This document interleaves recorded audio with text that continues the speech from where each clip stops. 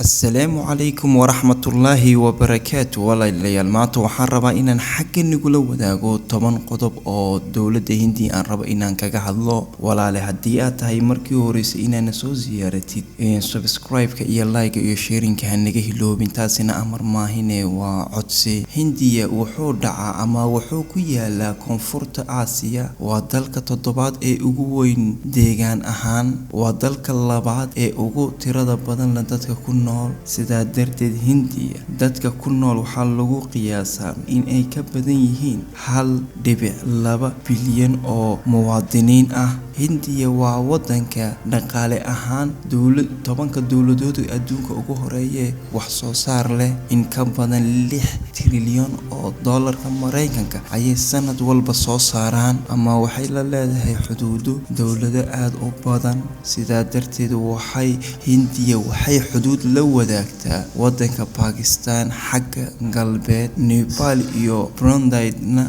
dhanka waqooyi, iyo Bangladesh iyo Myanmarna xagga bari. Hindiya waxay xuduud kula leedahay ama dhinaca badda xuduud kula leedahay wadanada kale ah Sri Lanka iyo Maldives. waa wadanka diimaha lagu caabudo diimo aad u badan, waa wadanka ugu badan ee diimaha kala gaargaarka ee lagu caabudo adduunka. Hindiya waa meesha ugu qoyan adduunka, iyadoo ku dhawaad 40,000 oo cag ama 40,000 oo fiid oo roob ah ay ku dhibcaan sanad walba. bandhiga midabada ee Hindiya kaasay dadka Hinduuska ay xusaan oo ama kumankum Hinduuska ayaa salaama guga iyagoo wada midaba si ay uga dabaaldegaan xuska sanadlaha ah ee Holi hay ugu magac dareen. bandhigan qadiimiga ah ee Hinduusiga ayaa macnihiisu ay u yaqaanaan dadka Hinduusigu markuu khayrku ka adkaaday sharka, kaasay sanad walba waqtiyada ilaamiyaasha wadooyinka iskugu soo baxaan dadka Hinduusigu iyagoo oo isku shushubaya ama marsan midabada kala casaanka.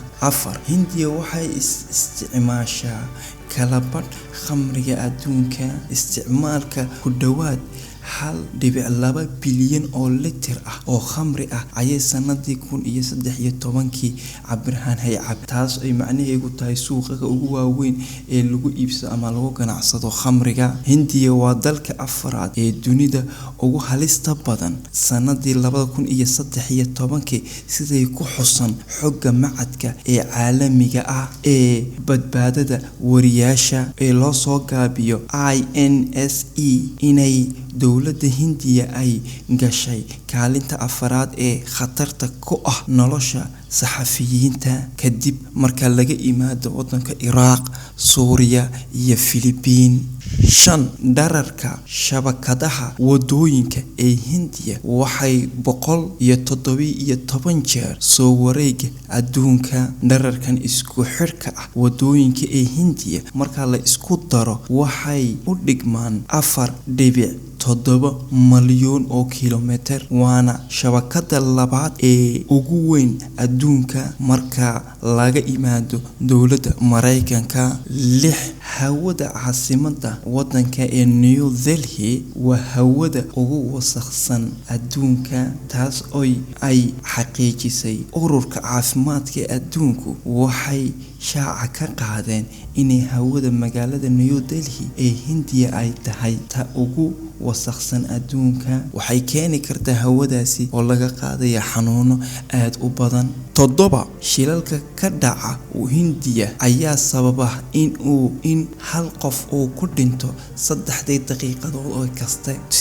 ganacsiga timaha Hindiya ayaa dhoofisa in ka badan 415 malyan oo dollarka Mareykanka sanad walba. dad badan oo reer Hindi ah timahooga ugu deeqa masaajida ama macbadada ay diintooda ay ku caabudayaan xaqii ay ka bixin lahaayeen lacago ama dahab. waxaa la rumaysan yahay inay qiyaastii 40,000 oo xaaji ah ay timahooga ugu deeqaan maalin kaste daas ay macnaheedu haytay dadka diinta hinduusiga haystay ay mar walba timahooga ha igu deeqaan macbadada. 9 Hindiya waxay leedahay saamiga ugu weyn adduunka ee caano lo-aadka. Hindiya waxay leedahay tirada ugu badan ee caano lo-aadka ah 17.2 boqolkiiba. Hindiya waxay leedahay 44 malyan oo lo' ah marka la eego tirakoobkii